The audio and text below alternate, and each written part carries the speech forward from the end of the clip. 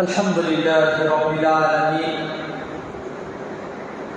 والصلاة والسلام على سيد المرسلين وعلى آله وصحبه أجمعين ومن تبعهم بإحسان إلى يوم الدين أما بعد প্রশংসা শুকরিয়া রব্বুল আলামিন আল্লাহ তাআলার জন্য আদায় করছি যে রব্বুল আলামিন সাপ্তাহিক সহিহুল বুখারী দার্সে অংশগ্রহণ করা সুযোগ তৌফিক দান করেছেন। রবের দরবারে জানাই শুকরিয়া, আলহামদুলিল্লাহ।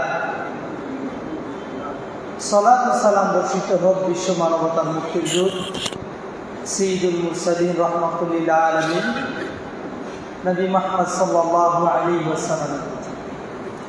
আল্লাহুম্মা সাল্লি ওয়া সাল্লিম ওয়া বারিক আলাইহি। সম্মানিত শ্রোতা ও দর্শক মণ্ডলী, আমরা ধারাবাহিকভাবে আলোচনা করছিলাম রাসূলুল্লাহ সাল্লাল্লাহু আলাইহি ওয়াসাল্লামের নবুয়তের নিদর্শন। বেশ কয়েকটি হাদিস আমরা গত পর্বে আলোচনা করেছি। আজকেও আলহামদুলিল্লাহ কয়েকটি হাদিস নবুয়ত এর আলামত চিহ্নস্বরূপ কিছু পেশ করা হবে ইনশাআল্লাহ। আনাস বিন মালিক রাদিয়াল্লাহু তাআলা আনহু বর্ণিত, তিনি বলছেন, ক্বালা আবু তালহা লিউম্মি সুলাইম। আবু তালহা তার স্ত্রী উম্মে সুলাইমকে বললেন। প্রসিদ্ধ ঘটনা, উম্মে সুলাইমের ব্যাপারে আপনারা জানেন, সেদিকে আমরা যাব না। আনাস রাদিয়াল্লাহু তাআলা আনহু এর বৈমাত্র ভাই উম্মে সুলাইম। আবু তালহা তার স্ত্রীকে বললেন, ও উম্মে সুলাইম, এখানে আরেকটা বিষয় আছে। আমাদের দেশে সচরাচর স্ত্রীর নাম ধরে ডাকা হয়, তাই না?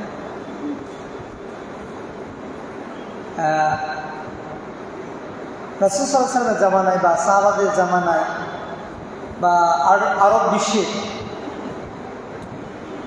রাসূল সাল্লাল্লাহু আলাইহি ওয়াসাল্লামের সে সময়ের আদর্শগুলো এখনো কিছু বিদ্যমান আছে। যেমন কোনো বৃদ্ধ মানুষ বা মুরব্বী মানুষ বা যে কাউকে যদি ডাকতে হয়, ব্যক্তির নাম ধরে তারা ডাকে না, সন্তানের দিকে নিসবত করে সম্পর্ক করে ডাকে। যদি কারো নাম হয় আব্দুর রহমান, তার ছেলের নাম যদি হয় আব্দুল্লাহ, তাহলে বলবে আবু আব্দুল্লাহ। আয়েশা রাদিয়াল্লাহু তাআলা আনহা এর কোনো সন্তান ছিল না, এরপরও তার উপনাম দেওয়া হয়েছিল কি উম্মে আব্দুল্লাহ, মানে এই নামে ডাকা হতো। তো তিনি বলছেন যে উম্মে সুলাইম, ও সুলাইমের মা, অর্থাৎ পিতামাতা সন্তানের দিকে কী করবে, সম্পর্ক করে তাকে ডাকবে, বা অন্যরা সম্পর্ক রেখেই তাদেরকে ইনভাইট করবে। এটা একটা সম্মানের ব্যাপার, মর্যাদার ব্যাপার। অনেক সময় মুরব্বী মানুষরা কষ্ট পায়, যা আমার নাম ধরে ডাকছে। আপনি যদি তার সন্তানের নাম ধরে ডাকেন তাহলে মাইন্ড করবে না। গ্রাম অঞ্চলগুলোতে আছে, ব্যক্তির নাম না ধরে সন্তানের দিকে নিসবত করে বলা হয় অমুকের বাবা, অমুকের বাপ, হ্যাঁ, বা আরও মুরব্বী যারা আছে তারা বাপু বলে, তাই কি না? অর্থাৎ সম্মানের জায়গাটা ছিল। এখন আধুনিক মডার্ন টাইম, যে স্টুডেন্ট যেহেতু ছাত্রকে গিয়ে তুমি বলতে পারে, ঘাড়ে হাত দিয়ে আরও গল্প করতে পারে, অনেক ডেভেলপ হয়েছে, আদর্শ কমে গেছে, শিক্ষা এমন উচ্চ শিখরে নিয়ে গেছে যে ছাত্রের কাছেও শিক্ষকের মর্যাদা নেই, তুমি বলে সম্বোধন করছে। আমরা 2001-এ যখন স্টুডেন্ট ছিলাম বা 2005-06 এই সময়তেও দেখেছি, মানে শ্রদ্ধার জায়গা থেকে ওস্তাদদেরকে যে গ্রহণ করা কিভাবে করেছে এটা আমরা দেখেছি। মানে আমাদের সামনে দিয়ে ওস্তাদ গেছে আর ওস্তাদ উনার জুতাতে হাত দিবে, এটা আমরা দেখি না, মানে সম্মানের জায়গা থেকে। অথবা ওস্তাদ সাইকেলে চড়ে আসতেছে, মানে ছাত্রের সামনে দিয়ে ওস্তাদ সাইকেল ঠেলে নিয়ে যাবে, এইটা কখনো করতে দেয় না। আর এখন সিঁড়ি দিয়ে ছাত্র শিক্ষক একসাথে যাচ্ছে, ছাত্র শিক্ষকের গায়ে ধাক্কা লাগাই দিয়েছে, কোনো খবরই নেই। অথচ দেখা গেছে আমাদের সময়টাতে ওস্তাদ যখন নামতেছেন সবাই স্ট্যাচু যেন মূর্তির মতো সোজা হয়ে এক সাইডে দাঁড়িয়ে গেছে, না ওস্তাদ যাবে তারপর আমরা যাব। এটা বিনয় ভাব, সম্মানের জায়গা আছে, এটা কিন্তু এখন নাই। পিতামাতার ক্ষেত্রেও নাই, মুরব্বীদের সাথেও করে না, শিক্ষকদের সাথেও করে না। যাই হোক, তো তিনি বললেন যে লাকাদ সামিতু সাওতা রাসূলিল্লাহ সাল্লাল্লাহু আলাইহি ওয়াসাল্লাম দাঈফা। ওগো সুলাইমের মা, আজকে আমি রসুলের বৈঠকে ছিলাম। রসুল তিনি আমাদেরকে হাদিস শোনাচ্ছিলেন। তার কণ্ঠটা কত মধুর, কত চমৎকার। আমরা যখন তার বয়ান, তার আলোচনা, লেকচার শুনি, মন্ত্রমুগ্ধের মতো অপলক দৃষ্টিতে তার দিকে আমরা তাকিয়ে থাকি। প্রতিদিন রসুলের কণ্ঠটা আমাদের হৃদয়কে শীতল করে দেয়। আজকে যখন রসুলের কথাগুলো শুনছিলাম, কেমন যেন মনে হচ্ছিল রসুলের কণ্ঠের ভিতরে একটা দুর্বলতা আছে। তারিফু ফি আল জুআ, আমার হৃদয়ে কেমন যেন উপলব্ধি হলো রসুল আজকে প্রচুর ক্ষুধার্ত। ক্ষুধার কারণে তার কণ্ঠটা নরম হয়ে গেছে, লো হয়ে গেছে। তিনি যেন সেভাবে প্রকাশটা করতে পারছে না। ফাহাল ইনদাকা মিন শাই, তোমার ঘরে কি এমন কোনো খাবার আছে যে খাবারটি দিয়ে আমি রসুলের কাছে পৌঁছে দেব? ক্বালা, উম্মে সুলাইম বলেন, নাআম, আমার ঘরে কিছু শুকনো রুটি আছে, জবের রুটি আগে বানায় রাখছি। ফাআখরাজাত আকরাসান মিন শাঈরি, জবে কয়েকটা টুকরো, খেজুরের টুকরো বা রুটির টুকরো বের করল। সুম্মা আখরাজাত হিমারান লাহা, এরপর একটা ওড়না বের করল। ফালাফাতিল খুবজা বিবাদিহি, ওড়নার এক সাইডে ওই রুটির টুকরোগুলো বেঁধে দিল।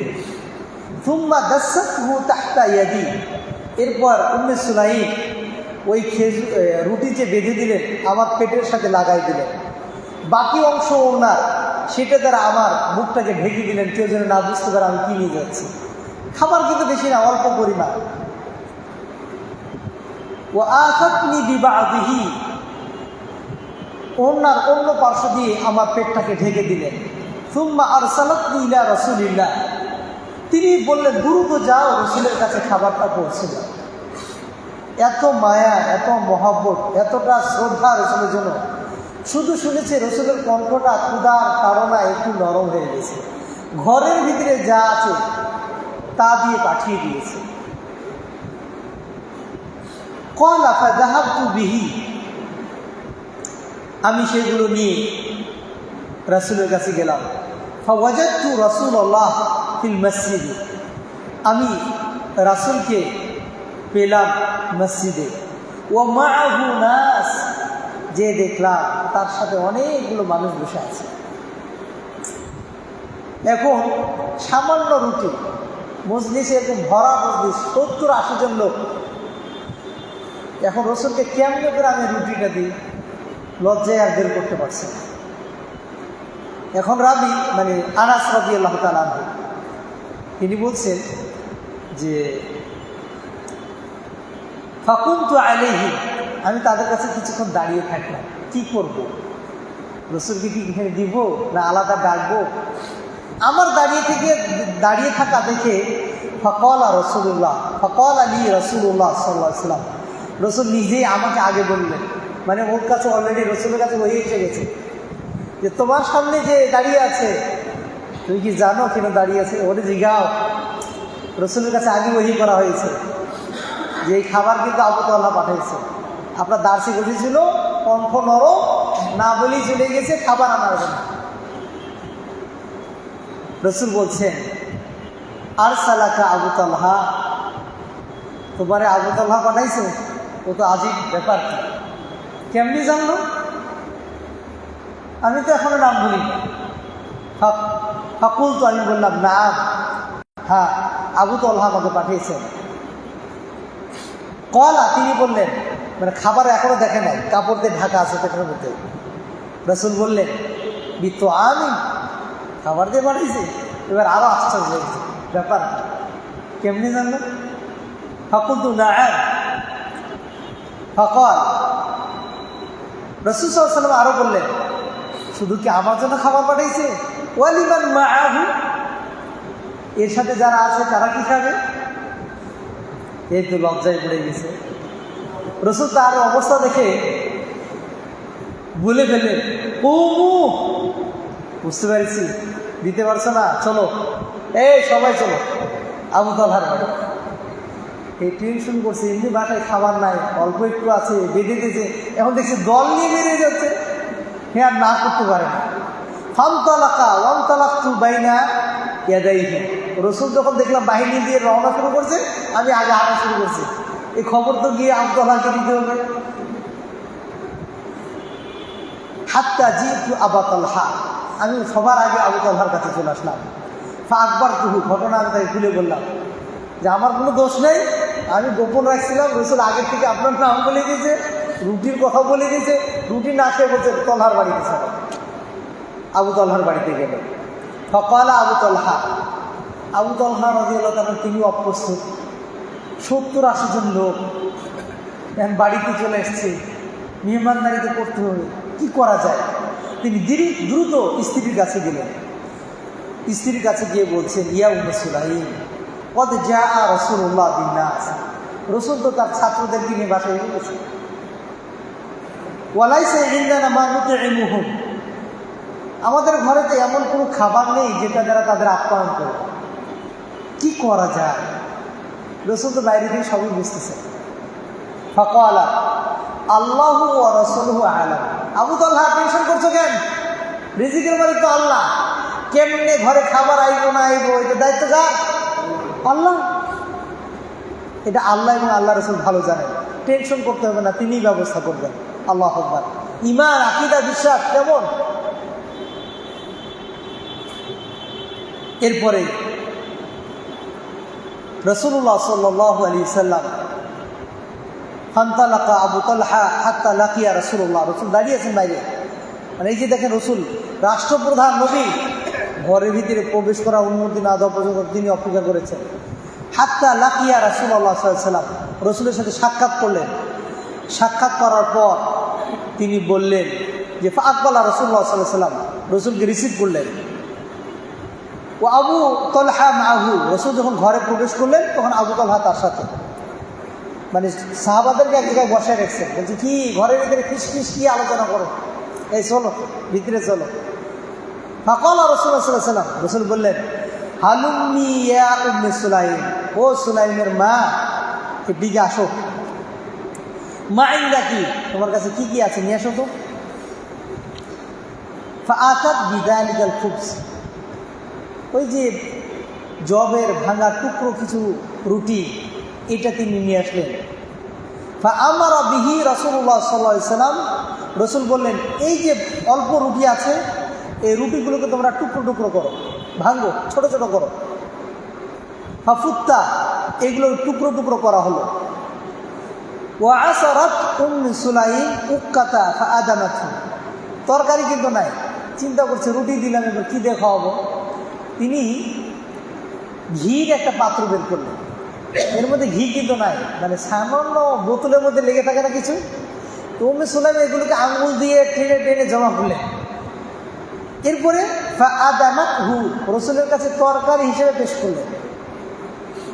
সুম্মা ক্বালা রাসূলুল্লাহ সাল্লাল্লাহু আলাইহি ওয়াসাল্লাম ফীহি মা শাআ আল্লাহ আইয়াকুল, রাসূল ওই খাবার রুটি এবং ঘি সামনে রেখে কিছু দোয়া পড়লেন, সেখানে বরকতের দোয়া পড়লেন। এরপরে সুম্মা ক্বালা ইদান লি আশারা, এই শোনো, এই যে বাইরে ছাত্র ওয়েটিং রুমে আছে, 10 জন করে ডাক দিবা। ফাআদিনা লাহুম, 10 জনকে ডাকা হলো। ফাআকালু হাত্তা শাবিউ, তারা এমনভাবে খেলো পরিতৃপ্ত হয়ে গেল। সুম্মা খারাজু, 10 জন বের হয়ে গেল। সুম্মা ক্বালা ইদান লি আশারা, আরও 10 জনকে ডাকো। ফাআদিনা লাহুম, তাদেরকেও ডাকা হলো। ফাআকালু হাত্তা শাবিউ, তারাও পরিতৃপ্ত সহকারে খেলো। সুম্মা খারাজু, সুম্মা ক্বালা ইদান লি আশারা, আরও 10 জনকে ডাকো, তারাও 10 জন আসলো। ফাআকালু হাত্তা শাবিউ, তারাও পরিতৃপ্ত সহকারে খেলো। সুম্মা খারাজু, সুম্মা ক্বালা ইদান লি আশারা, আরও 10 জনকে ডাকো। ফাআকালুল কওমু কুল্লুহুম, ওই রাসূল সাল্লাল্লাহু আলাইহি ওয়াসাল্লামের সাথে যারা সবাই এসেছিল প্রত্যেকেই পরিবৃত্ত সহকারে আহার করলো। ওয়াল কওমু সাবউনা আও সামানুনা রাজুলা, রাসূলের সাথে যারা ছিল তাদের সংখ্যা 70 থেকে 80 জন। সুবহানাল্লাহ, সুবহানাল্লাহ। এই যে সামান্যতম রুটি, রাসূলের দোয়া, এগুলো হচ্ছে নবুয়তের আলামত। এই জন্য আপনার বিশ্বাস যদি আল্লাহর প্রতি হয়, আপনি কখনো না খেয়ে মারা যাবেন না। মানুষ খেয়ে মারা যায়, কিন্তু না খেয়ে কেউ মারা যায় না। কারণ কি? আল্লাহ তাআলা পৃথিবীতে প্রত্যেকটি জীব সৃষ্টি করার আগে সে কতটুকু ভক্ষণ করবে তা মাকসুদ বন্টন করা আছে। এই জন্য রিজিকের জন্য টেনশন না করে কার পিছনে ছুটতে হবে? রাজ্জাকের পিছনে। এরপরে আরেকটি হাদিস, আবু হুরায়রা রাদিয়াল্লাহু তাআলা আনহু থেকে বর্ণিত, না আব্দুল্লাহ ইবনে ওমর রাদিয়াল্লাহু থেকে বর্ণিত, তিনি বলছেন, কুন্না নাউদ্দুল আয়াত বারাকাতান, রাসূলের নবুয়তের যতগুলো আলামত নিদর্শন আছে এগুলোকে আমরা বরকত মনে করতাম। ওয়া আনতুম তাউদ্দুনাহা তাখফীফা, তোমরা এটাকে ভয় করছো। কুন্না মা রাসূলিল্লাহ ফি সাফারিন, আমরা একদিন সফরে ছিলাম, পানি শেষ হয়ে গেল। রাসূল বললেন, কারো কাছে যদি পানি থাকে তোমরা পানিটা নিয়ে আসো। রাসূলের কাছে একটা পাত্র নিয়ে আসা হলো, যে পাত্রের মধ্যে সামান্য পানি ছিল। রাসূল সাল্লাল্লাহু আলাইহি ওয়াসাল্লাম পাত্রের মধ্যে পাহাড় ঢোকালেন এবং বললেন, হাইয়া আলা তাহুরিল মুবারাক, পবিত্র পানির দিকে তোমরা আসো। ওয়াল বারাকাতু মিনাল্লাহ, বরকত আল্লাহর পক্ষ থেকে। লাকাদ রাআইতুল মাআ ইয়ামবাউ মিন বাইনি আসাবি রাসূলিল্লাহ সাল্লাল্লাহু আলাইহি ওয়াসাল্লাম, আমি দেখলাম রাসূল যখনই পাত্রের মধ্যে হাত প্রবেশ করিয়েছেন সাথে সাথে পানির ফোয়ারা বের হওয়া শুরু হয়ে গেল। সুবহানাল্লাহ, সুবহানাল্লাহ। অনুরূপভাবে একইভাবে বরকতের হাদিস জাবের রাদিয়াল্লাহু তাআলা থেকে বর্ণিত, তার পিতার নাম হচ্ছে আব্দুল্লাহ। আব্দুল্লাহ রাদিয়াল্লাহু তাআলা আনহু উহুদের যুদ্ধে তিনি মারা যান। যখন মারা যায় তখন জাবেরকে বলছেন, ও জাবের, আমি তো মারা যাচ্ছি, শহীদ হলেও ঋণ মাপ নেই, আমি কিছু ঋণ রেখে মারা যাবো হয়তো বা, এটা পরিশোধ করিও। জাবের রাদিয়াল্লাহু তাআলা আনহু তার পিতা যখন মারা গেল কিছু ঋণ রেখে, তিনি বলছেন, ফাআতাইতুন নাবিয়্যা সাল্লাল্লাহু আলাইহি ওয়াসাল্লাম, আমি রাসূলের কাছে আসলাম। ফাকুলতু, আমি বললাম, ইন্না আবি তারাকা আলাইহি দাইনা, আমার বাবা যখন মারা যায় শহীদ হয়ে তার অনেক ঋণ রয়েছে। ওয়ালাইসা ইনদি ইল্লা মা ইউখরিজু নাখলু, আর আমার এই যে কয়েকটা খেজুরের গাছ, এ ব্যতীত কোনো সম্পদ নাই। ওয়ালা ইয়াবলুগু মা ইউখরিজু সিনিনা মা আলাইহি, যেই পরিমাণ ঋণ রেখে তিনি মারা গেছেন কয়েক বছর খেজুর বিক্রি করলেও ঋণ শোধ হবে না। ফান্তালিক মাই লিকাই লা ইউহিশা আলাইয়া আল গুরামা, ইয়া রাসূলুল্লাহ, আপনি যদি আমার সাথে একটু আমার ওই ঋণ যারা দাতা তাদের কাছে যেতেন, যাতে করে তারা আমার সাথে অসৌজন্যমূলক শক্ত রূঢ় ভাষা ব্যবহার না করে, আমার প্রতি যেন গরম না হয়ে যায়, একটু যদি আমার সাথে যাইতেন ইয়া রাসূলুল্লাহ। ফামাশা হাওলা বাইদারিন মিন বায়াদির তামা, রাসূল বলছে, চলো, টেনশন করতে হবে না। তিনি জাবের রাদিয়াল্লাহু তাআলার সাথে রওনা হলেন, খেজুরের বাগানে গেলেন, দেখলেন কয়েকটা স্তূপ রয়েছে। তিনি একটা স্তূপের কাছে গেলেন, দাঁড়ালেন, ফাদাআ, তিনি বরকতের জন্য দোয়া করলেন। সুম্মা জালাসা আলাইহি, এরপর আরেকটা স্তূপের কাছে গেলেন এবং সেখানে গিয়ে তার উপর বসলেন।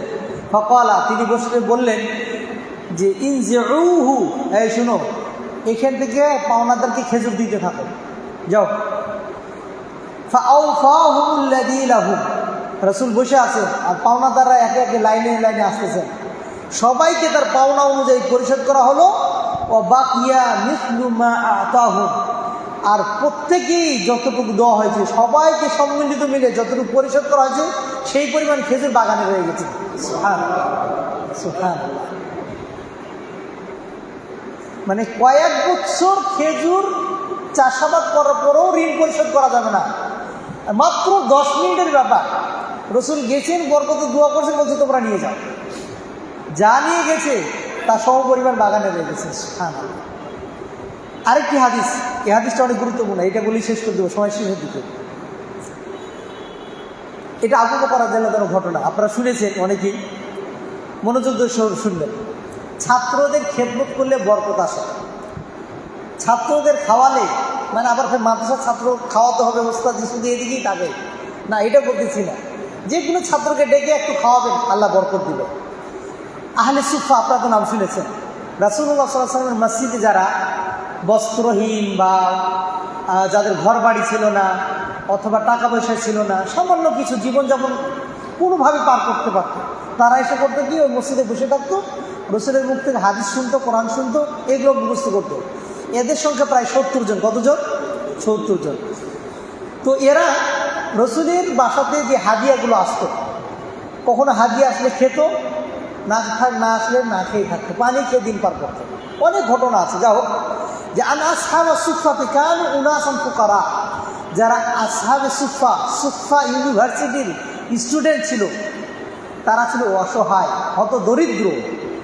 ওয়ান্নান নবী সাল্লাল্লাহু আলাইহি ওয়াসাল্লাম ক্বালা মাররাতান, রসুল মাঝে মাঝে বলতেন, এই তুমি 3 জন নিয়ে যাবা, তুমি 2 জন নিয়ে যাবা, যাও লজিং খাওয়া এদেরকে। গ্রামের মাদ্রাসাগুলোতে এখনও আছে, শহরের মাদ্রাসাগুলোতে নেই। তো রসুল বললেন, মান কানা ইনদাহু তুআম ইসনাইনি, যার কাছে 2 জনের খাবার আছে, ফাল ইয়াযহাব বিসালিসিন, সে 1 জন নিয়ে যে 3 জন একসাথে খাবার খাবে। ওমান কানা ইনদাহু তুআম আরবা, কারো ঘরে যদি 4 জনের খাবার থাকে, তাহলে সে 5 জন বা 6 জন, মানে আরও 2 জনকে নিয়ে যাবে।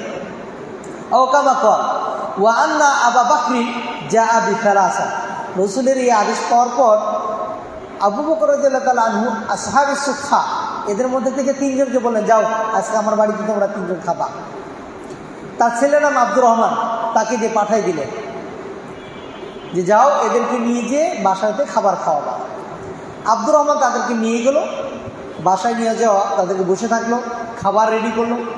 খাবার রেডি করার পর বলছে খাও, বলছে আবু বকর না আসলে খাবো না। আরে বাড়ির মালিক, সে যদি না থাকে তারা ছাড়া খাই কেমনি? এদিকে আবার আবু বকর রাদিয়াল্লাহু আনহু রসুলকে ভালোবাসে, ওনার সঙ্গ ছাড়া যাবে না। তিনি রসুলের বাসাতে ঢুকলেন, ঢোকার পরে আন্না আবু বকরিন, আর রসুল সেদিন 10 জন নিয়ে গেছেন। যেদিন আবু বকর 3 জন নিয়ে যায়, সেদিন রাসূলুল্লাহ সাল্লাল্লাহু আলাইহি ওয়াসাল্লাম 10 জন নিয়ে গেছেন। এরপরে আবু বকর রাদিয়াল্লাহু তাআলা আনহু তিনি রসুলের বাড়িতে অবস্থান করলেন, ইশারে সালাত আদায় করলেন, সেখানে রাত্রে খাবার খাইলেন। এরপরে রসুল রাত্রের খাবার শেষ করা পর্যন্ত বাসায় অবস্থা করলেন, মানে অনেকক্ষণ অপেক্ষা করলেন। রসুল যখন রাত্রের খাবার খাওয়া দাওয়া করে শেষ করলেন, তখন তিনি এবার কী করছেন, বাড়ির দিকে রওনা দিয়েছেন। ওইদিকে তো মেহমান খাচ্ছে না, আবু বকর অপেক্ষায় ওয়েট করতেছে। আর এদিকে তো আবু বকর রাদিয়াল্লাহু তাআলা তার স্ত্রীও একবার রেগে যাচ্ছে, হ্যাঁ মেহমান পাঠিয়ে দিয়ে বসে আছে, মেহমান তো খাবে না, আমি কি করব? আব্দুর রহমান তার ছেলে বলছে, খেয়ে নেন, আব্বু হয়তো পরে আসবে, বলছে না তোমার বাবা না আসলে খাবো না, বিপদ, তো বসে থাকো তাহলে।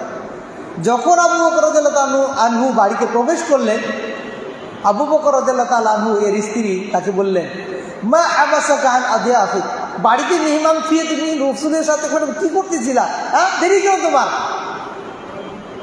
আও দাইফিক, মেহমানের খবর নেই আপনার, পাঠাইছে? আবু বকর রাদিয়াল্লাহু তাআলা আশ্চর্য হয়ে গেলেন যে আওয়া আশাইতিহিম, তুমি কি তাদের এখনো খাবার খাওয়াওনি? ক্বালাত, তার স্ত্রী বললেন, আবাউ হাত্তা তাজিয়া, কয়েকবার রিকোয়েস্ট করেছি, কিন্তু আপনি না আসলে তারা খাবার খাবে না, তারা এই জিদ ধরে বসে আছে। কদ আরাদু আলাইহিম ফাদগালাবুহুম, আমরা বারবার তাদের কাছে গেছি, কিন্তু তাদের সিদ্ধান্তটাই বিজয় হয়েছে, আমরা পরাজিত, করার কিছু নেই। ক্বালা ফাযাহাবতু ফাত্তাবাতু, ওই যে মেহমান 3 জনকে দিয়ে তার ছেলে আব্দুর রহমানকে পাঠিয়েছিলেন, মা বাবাকে যেমনি কইল, এই রাগটা তো মায়ের উপর যাবে না, বাকিটা তো আমার উপর রিটার্ন আসবে। উনি করলেন কি, বাবা বোকা দিতে পারে, একটু পিছন দিকে ঘরের পিছনে চলে গেছে। কয়ে ফাযাহাবতু ফাত্তাবাতু, নিজেকে একটু আড়াল করে রাখলাম। ফাকালা, এরপরে শুনলাম ঘরের ভিতর থেকে, ইয়া গুনসু, এই গাধা, এই আহম্মক, এই বোকা, তোর মেহমান দিয়ে পাঠালাম, তুই এখনো খাবার না খাই এখানে বসায় রাখছো। ফাজাদ্দা ওয়া সাব্বা, কিছু ধমক দিলেন। অকল কুলু, ও আমার মেহমান, আপনারা একটু খেয়ে নেন। ক্বালা লা তা'মুহু আবাদা, এতক্ষণ কিসের জন্য অপেক্ষা করলাম, খেয়ে নিব তো, আমরা কখনোই খাবো না। ক্বালা ওয়াইমুল্লাহ মা কুন্না নাখুযু মিনাল লুকমা ইল্লা রাবা, এরপর তিনি বললেন যে কখনো খাবো না আপনারা যতক্ষণ না খাবেন। আবু বকর রাদিয়াল্লাহু তাআলা আনহু তিনি বললেন যে না, আমিও কিছু খাবো না, আমি রসুলের বাসাতে এসে এসেছি, আল্লাহ শপথ খাবো না।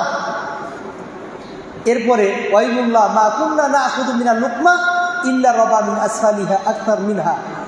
যখনই মেহমানরা প্লেট থেকে খাবার উঠাচ্ছে, মুখে দিচ্ছে, প্লেটে যা খাবার আছে তার সাথে সাথে বেড়ে যাচ্ছে। সুবহানাল্লাহ। হাত্তা শাবিউ ওয়া সারাত আকতার মিম্মা কানাত ক্বাবল। তারা খাবার খেতে খেতে খেতে যখন পরিতৃপ্ত হয়ে গেল, সবাই দেখছে প্লেটে যা ছিল তার চেয়ে 3 গুণ বৃদ্ধি হয়ে গেছে। সুবহানাল্লাহ, সুবহানাল্লাহ। এরপরে ফানাজারা আবু বকর আশ্চর্য হয়ে গেলেন। খাবার দিলাম অল্প, সবাই পরিতৃপ্ত খাইল, আবার প্লেটের মধ্যে এত খাবার কোত্থেকে আসলো। ফানাজারা আবু বকর ফাইদা শাইউন আও আকতার। তিনি দেখলেন আরো খাবার বেশি। ক্বালা লিইমরাতিহি, তিনি তার স্ত্রীকে বললেন, ইয়া উখতা বানি ফিরাস, ও ফিরাস গোত্রের বোন, শুনছো, দেখেছো খাবারের কি অবস্থা? ক্বালাত, হ্যাঁ আমি তো কাছ থেকে দেখতেছি। লা ওয়া কুররাতা আইনি, ও গো আমার প্রিয়তম স্বামী। আর আমাদের এই জামানার নারী হলে যে, হ্যাঁ এটা কি তোমার কারণে হয়েছে নাকি? এটা আমার কারণে হয়েছে, যাও বাড়ি থেকে বের হও। এমন তো অবস্থা, স্ত্রী বলতেছে লা ওয়া কুররাতা আইনি, ও গো আমার প্রিয় স্বামী। মানে শব্দ উচ্চারণ দেখেন। লাহিয়া লান আকতার মিম্মা ক্বাবলা বিসালাতি মাররাত। আমি তাদের সামনে প্লেটে যেই পরিমাণ খাবার পরিবেশন করেছিলাম, আমার এখন নজরে দেখা যাচ্ছে তা 3 গুণের চাইতেও বেশি। সুবহানাল্লাহ, সুবহানাল্লাহ। ফাআকালা মিনহা আবু বকর, বরকত স্বরূপ আবু বকর একটু খাইলেন। অকল ইন্নামা কানা শাইতানু, ওই যে আমি শপথ করে বলছিলাম, আল্লাহর শপথ আমি তোমাদের সাথে খাবো না, ওই শপথটা শয়তানের কারণে করছি। এই যে খেয়ে নিলাম, শপথ ভেঙে গেল, লোভ সামলাতে পারি নাই। পরের দিনে এই প্লেটে যে খাবার 3 গুণ বেড়ে গেছে, কি করব? এরপরে আবু বকর রাদিয়াল্লাহু আনহু তিনি বললেন যে আচ্ছা এই খাবারটা আমরা সযত্নে রাখি। সেই দিন পাহারা দিয়েছে, খাবার কেউ ঘুমায় নাই, রেডি ঢেকে রেখেছে। হাত্তা হামালাহা ইলান নবী সাল্লাল্লাহু আলাইহি ওয়াসাল্লাম, ফজর যখন হলো রাসূলের দরবারে এই খাবার নিয়ে আবু বকর চলে গেলেন। রাসূলের দরবারে এই খাবার রাখা হলো। ওয়া কানা বাইনানা ওয়া বাইনা কওমিন আহদুন, পরের দিনে ফের একটা কওমের সাথে আমাদের চুক্তি ছিল, দীর্ঘদিনের একটা চুক্তি। সেদিন মেয়াদ শেষ হবে, সবাই একসাথে হবে, সাক্ষাৎ হবে, আমরা মীমাংসা করব। তো রাসূল সাল্লাল্লাহু আলাইহি ওয়াসাল্লাম ফামাযা আল আজাল, আমাদের চুক্তির সময় শেষ হলো। ফাতাফারাকনা 12 রাজুলান মা কুল্লি রাজুলিন, আমরা 12 জন লোক যারা প্রধানের দায়িত্ব পালন করবে আমরা রেডি হলাম। আর প্রত্যেক জনের সাথে, যারা 12 জন, কত মানুষ ছিল এটা আল্লাহ ছাড়া কেউ জানে না। গায়রা আন্নাহু বাআসা মাহুম, এছাড়া আরও কিছু লোক পাঠানো হয়েছে। ক্বালা, তিনি বললেন আব্দুর রহমান, আকাদু মিনহা আজমাউন, রাসূল এই 12 জন লোকের সাথে যে অসংখ্য লোক পাঠিয়েছেন, প্রত্যেকে এসে এই প্লেট থেকে খাবার খেলো। মেহমান ছিল কয়জন?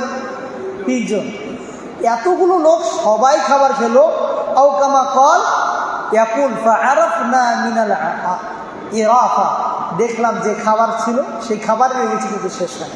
সুবহানাল্লাহ, সুবহানাল্লাহ। এইটা ছিল রাসূল সাল্লাল্লাহু আলাইহি ওয়াসাল্লামের বারাকা, এই জন্য রাসূল সাল্লাল্লাহু আলাইহি ওয়াসাল্লাম নবুয়তের আলামত। এই জন্য খাবার এটা আল্লাহ তাআলার পক্ষ থেকে, এটা বরকত আল্লাহ তাআলার পক্ষ থেকে। আমরা সব সময় চাই কি যে আমাদের সম্পদ বেশি হোক। রাসূল কিন্তু কখনো বেশি সম্পদ হোক এটা দোয়া করতেন না।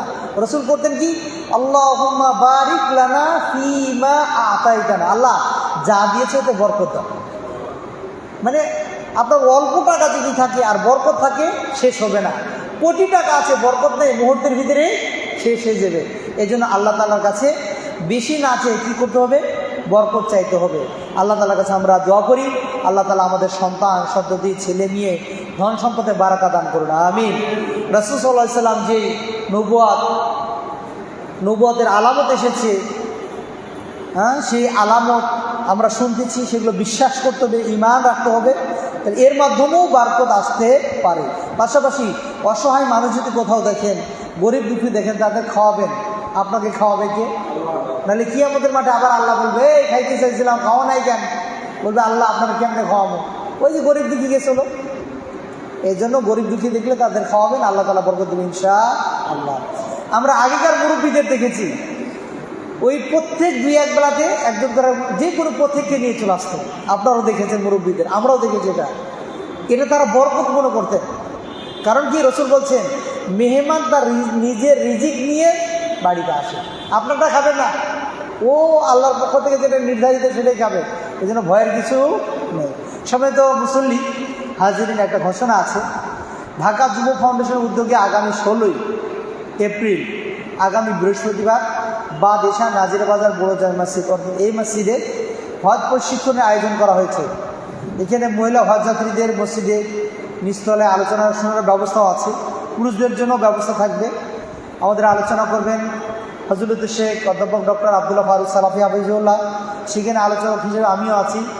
আলোচক হিসেবে ঢাকা পুরান ঢাকার কৃতি সন্তান শেখ হাফেজ শামসুল হক শিবলি ওস্তাদ তিনিও আছেন। আপনারা আসবেন ইনশাআল্লাহ। আপনাদেরকে আমরা আমন্ত্রণ জানাচ্ছি। কেন? আচ্ছা, ঠিক আছে। এই আয়োজন আপনাদেরকে আমন্ত্রণ জানিয়েছেন জনাব শহীদ মাহমুদ শহীদুল্লাহ, সভাপতি ঢাকা যুব ফাউন্ডেশন। আপনারা উক্ত হজ প্রশিক্ষণে অংশগ্রহণ করবেন, হজ সম্পর্কে জানবেন। আপনারা আশেপাশে যে সকল মুরব্বীরা বা দিনী ভাই হজে যাবে তাদেরকেও আপনারা উদ্বুদ্ধ করবেন, তারা যেন এই হজ প্রশিক্ষণে তারা আসে। পাশাপাশি একটা বিষয় আপনাদেরকে আর একটু বলে রাখি, আগামীকাল কি দিবস? পয়লা বৈশাখ। কিছু ইমানি কাজ হয়ে থাকবে না? আপনার আত্মীয় স্বজন, আপনার ভাই ব্রাদার আরও যারা আছে সবাইকে বলবেন ইসলামে বর্ষ উদযাপন কোনো কিছু নেই। আমাদের হিজরি সব প্রথম মাসের নাম কি? মহরম। দেখেছেন 1 তারিখে কোনো অনুষ্ঠান হয়? নেই। সুতরাং এই আপনার 31st নাইট বা এই যে বর্ষ পয়লা বৈশাখ উদযাপন, এইগুলো ইসলামী সংস্কৃতির সাথে চলে না, ইসলামী সভ্যতার সাথে চলে না। এইগুলো পালন করা ইসলামী বহির্ভূত এবং গুনার কাজ। এই যে পেঁচা, হুকুম পেঁচা, আরও কত কিছু, তারপর বাঙালি জাতির 1000 বছরের সংস্কৃতি, এগুলো মিথ্যা কথা। ওদেরকে জিজ্ঞাসা করেন। এই যে আজকে একটা ভিডিও দেখলাম, সে বলতেছে কি পয়লা বৈশাখের কারণে আমাদের 1971 সালে যুদ্ধ হয়েছে এবং আমরা দেশ স্বাধীন করেছি। ওদেরকে জিজ্ঞাসা করা হচ্ছে বাংলার 12টা মাসের নাম বলেন তো, একটা দুটো ছাড়া বলতেই পারে না। আচ্ছা, আপনি বাঙালি, 1000 বছরের ইতিহাস সংস্কৃতি মনের ভিতরে ধারণ করতেছেন, অথচ বাংলা মাঠের নামগুলো জানেন না। আপনাকে কে মাঠে যেতে বলছে? আল্লাহ তাআলা এই ধরনের ফিতনা ওয়াসওয়াসা থেকে আল্লাহ তাআলা আমাদের রক্ষা করুন, আমিন। যুব সমাজ এবং আমাদের যে যারা যুবতী রয়েছে, আল্লাহ তাআলা তাদের পর্দার সাথে ঘরের ভিতরে তাদের যে অধিকার আছে ইসলামের মর্যাদা, সেটা রক্ষা করার তৌফিক দান করুন, আমিন। আকুলু কওলি হাযা আস্তাগফিরুল্লাহ লি ওয়া লাকুম ওয়া লিসাইরিল মুসলিমিন ফাস্তাগফিরুহু ইন্নাহু হুয়াল গফুরুর রহিম। সুবহানাকাল্লাহুম্মা ওয়া বিহামদিকা আশহাদু আল্লা ইলাহা ইল্লা আনতা আস্তাগফিরুকা ওয়া আতুবু ইলাইক। আসসালামু আলাইকুম ওয়া রাহমাতুল্লাহি ওয়া বারাকাতুহু।